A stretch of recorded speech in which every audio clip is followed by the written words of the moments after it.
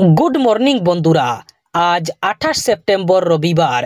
আজকের সকালের বরাক তথা সমগ্র আসামের গুরুত্বপূর্ণ খবরগুলি হলো: এবার রাজ্যের অরুণোদয় প্রকল্পের হিতাধিকারীদের জন্য সুখবর, এসে গেল অরুণোদয় প্রকল্পের টাকা দেওয়ার নতুন তারিখ।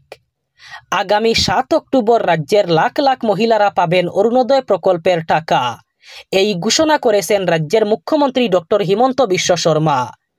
গতকাল সন্ধ্যায় ফেসবুক লাইভে এসে মুখ্যমন্ত্রী শর্মা ঘোষণা করেন, আগামী 7 অক্টোবর রাজ্যের যোগ্য হিতাধিকারীদের দেওয়া হবে অরুণোদয় প্রকল্পের 1250 টাকা। সেই সাথে মুখ্যমন্ত্রী বলেন 10 অক্টোবর ঘোষণা করা হবে এডিআরই তৃতীয় বর্গের পরীক্ষার ফলাফল।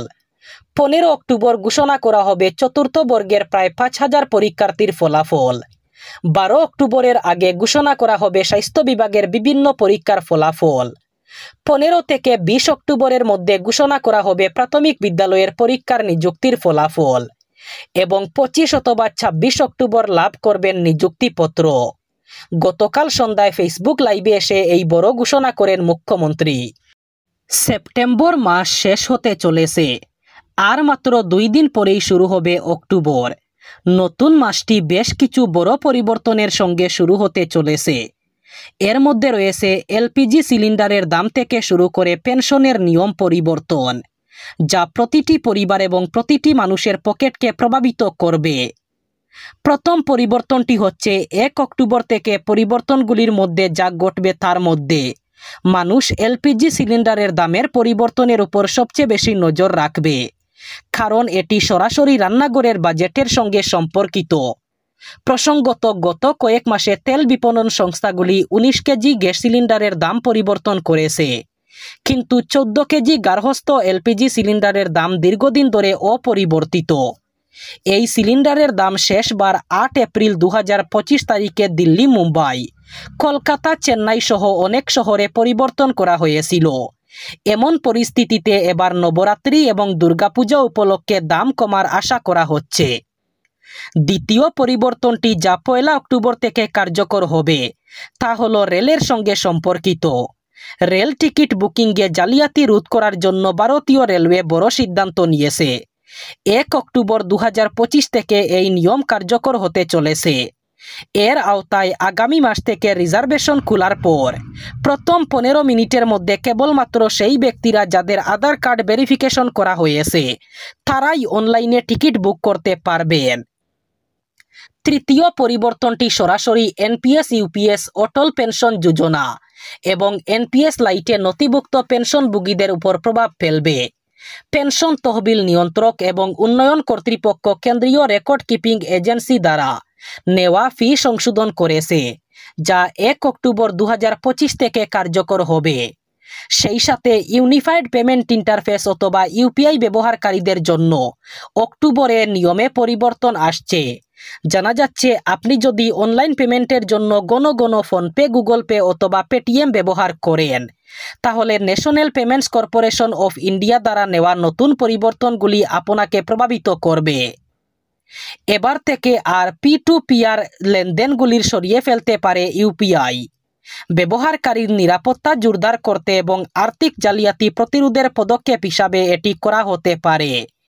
দুর্গাপূজা চলাকালীন এবার সারা রাজ্য জুড়ে ভারী বৃষ্টিপাত হওয়ার সম্ভাবনা। ভারী বৃষ্টিপাতে ম্লান হতে পারে দুর্গাপূজার আনন্দ। রাজ্যের 17টি জেলায় ইতিমধ্যে জারি করা হয়েছে হলুদ সতর্কতা অথবা ইয়েলো অ্যালার্ট। সেই সাথে বরপেটায় প্রচণ্ড বৃষ্টিপাতের জন্য পূজার প্যান্ডেল এবং অন্যান্য আনন্দ ম্লান হতে পারে। এর জন্য সতর্কতা জারি করেছে রাজ্যের আবহাওয়া দপ্তর। আবহাওয়া দপ্তর জানিয়েছে, আগামী কয়েকদিন রাজ্যের 17টি জেলায় ভারী থেকে অতি ভারী বৃষ্টিপাত হতে পারে। শ্রীভূমিতে দুর্গাপূজা সুষ্ঠু এবং শান্তিপূর্ণভাবে সম্পন্ন করতে এবং যে কোনো জরুরিকালীন পরিস্থিতিতে যোগাযোগের জন্য কন্ট্রোল রুম চালু করা হয়েছে। এতে জেলায়ুক্ত কার্যালয়ে কার্যকরী থাকা কন্ট্রোল রুমের নম্বর হচ্ছে 03843265144। পাশাপাশি পুলিশ বিভাগের কন্ট্রোল রুমের চলবাস নম্বর 8099662275 এবং অগ্নি ও জরুরিকালীন পরিষেবার জন্য যোগাযোগ করতে কন্ট্রোল রুমের নাম্বার হচ্ছে 262101।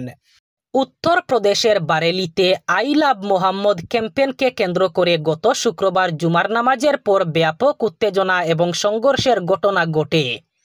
গতকাল এই ঘটনার জেরে পুলিশ গ্রেফতার করেছে প্রভাবশালী ইসলামী ধর্মীয় নেতা এবং ইত্তেহাদ-ই-মিলাদ কাউন্সিল প্রধান মৌলানা তৌকির রাজা খানকে। তার বিরুদ্ধে উত্তেজনা ছড়ানোর অভিযোগ আনা হয়েছে এবং পুলিশ তাকে জিজ্ঞাসাবাদ করছে বলে এনডিটিভি সূত্রে জানা যায়। সংঘর্ষের সূত্রপাত ঘটে তৌকির রাজা খানের শেষ মুহূর্তে কর্মসূচি স্থগিতের ঘোষণা ঘিরে।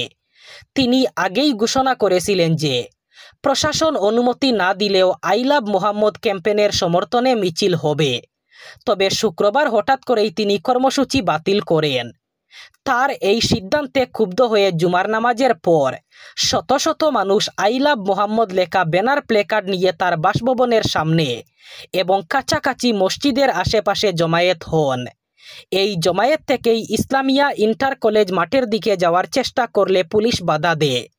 শ্রীভূমি জেলার ম্যাজিস্ট্রেট ভারতীয় নাগরিক সুরক্ষা সংহিতার 163 ধারার অধীনে এক আদেশ জারি করে জানিয়েছেন যে দুর্গাপূজা উৎসবের সময়ে জেলায় জনমনে শান্তি সম্প্রীতি এবং আইনশৃঙ্খলা পরিস্থিতি বিঘ্নিত হওয়ার সম্ভাবনা আছে। তাই জেলায় আইনশৃঙ্খলা পরিস্থিতি স্বাভাবিক এবং জনমনে শান্তি সম্প্রীতি বজায় রাখতে তাৎক্ষণিক ব্যবস্থা গ্রহণের প্রয়োজনীয়তা আছে।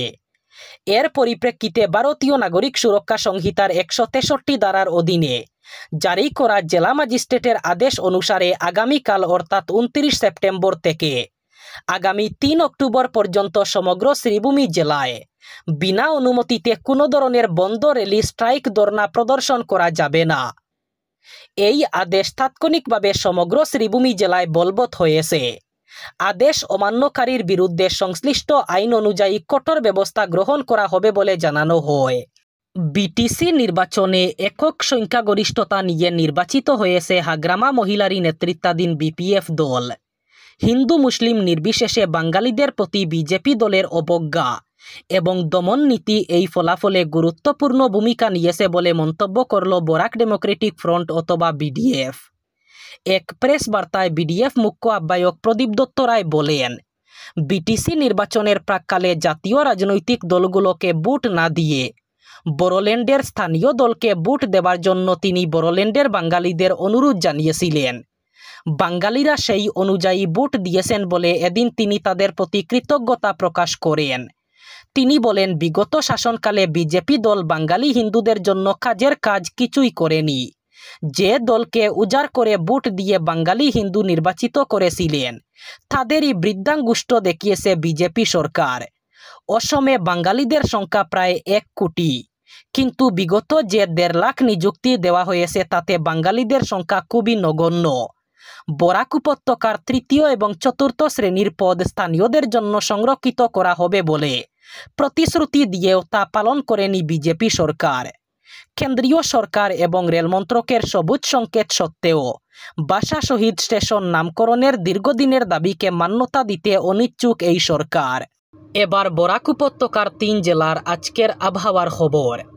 আজ 28 সেপ্টেম্বর রবিবার বরাক উপত্যকার 3 জেলায় গরমের সম্ভাবনা। আজ শিলচর কাছাড়ে সর্বোচ্চ তাপমাত্রা থাকবে 35 ডিগ্রি সেলসিয়াস এবং সর্বনিম্ন তাপমাত্রা থাকবে 27 ডিগ্রি সেলসিয়াস।